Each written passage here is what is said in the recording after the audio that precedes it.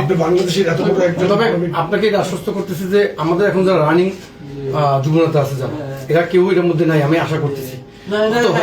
হয়তো যুবদলের নাম ভাঙাইছে, হ্যাঁ, আমাদের সাংগঠনিক সম্পাদক কথা শুনে না, সে হলো সাংগঠনিক সম্পাদক। স্বপন ভাই আমরা খবর নেওয়ার চেষ্টা করছি, তো চিনি না। স্বপন ভাইকে ফোন করেছে, স্বপন ভাইয়ের কথা শুনে না, এর কথা শুনে, কারোর কথা শুনে না। সে এত পাওয়ারফুল দেখায়, মানে এরকমের ঘটনা ঘটে মাঝে মধ্যে সংগঠনের নাম উনি এটা উনি ওনাকে একটা ধন্যবাদ আরেকটা স্পেশালি দেওয়া উচিত, যেটা উনি খুবই দ্রুত এটাকে ডিসক্লোজ করাতে আপনি ডিসক্লোজ করার কিন্তু ভালো হয়েছে।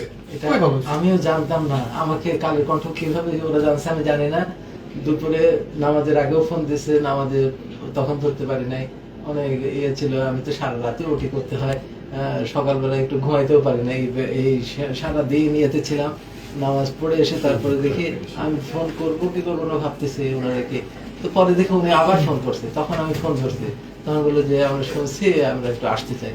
এক্সট্রিম মশার কয়েল প্ল্যান্ট ফাইবার দিয়ে তৈরি, তাই সহজে ভাঙে না, সুগন্ধিযুক্ত ও নিরবিচ্ছিন্নভাবে জ্বলে। ডেঙ্গু, চিকুনগুনিয়া বাহি সহ যে কোনো মশার বিরুদ্ধে দেয় এক্সট্রিম সুরক্ষা।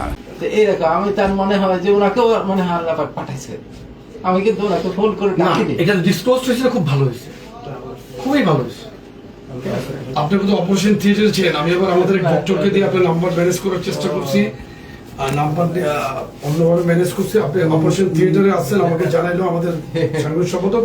তো আপনি অনেক ব্যস্ত, আমাদের জন্য দোয়া করবেন। আমার কি বলবো আপনাদের, তোমার নাম্বারটা দিয়ে যাবেন।